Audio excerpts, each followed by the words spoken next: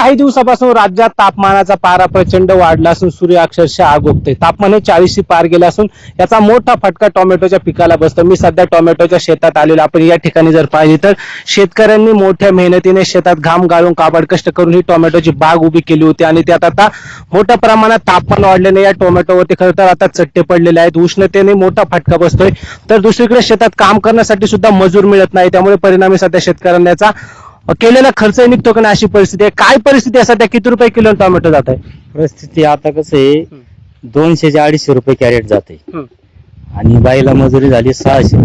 मजूर पण तोडायला येत नाही उन्हामुळे. एवढं तापमान वाढले, अख्खा बाग आहे ना लाल झाला आणि उन्हाने उष्णतेने खराब पण झालाय.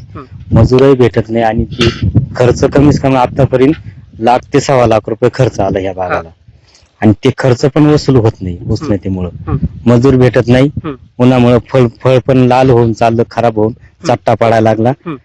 ते काय करावं हे आम्हाला फार हे झाली, विचार हे झाला. बागातली परिस्थिती पाहिजे तर काही साऱ्या सुद्धा या ठिकाणी भुईसपाट झालेल्या आहेत. वादळाचा फटका बसला होता का पावसाचा? आणि जो काही शेती माल निघतो टोमॅटो ते पूर्णपणे चांगले निघतात का खराब निघतोय काय माल? हे पूर्ण निम्म्याने निम्मा खराब निघतोय आणि जे वादळ आलं ना त्याने आमच्या निम्म्याच्या निम्म्या साऱ्या तुटून पडल्यात खाली. तारा तुटले हे झालं, त्याच्यामुळे अख्खं नुकसान झालं. म्हणजे माल आहे ना खराब झालाय, खाली पडल्यामुळे त्याला चट्टा आला पूर्ण उन्हाने आणि याला पाला पण नाही राहिला उष्णतेमुळे. एवढी हिट आहे त्याच्यामुळे.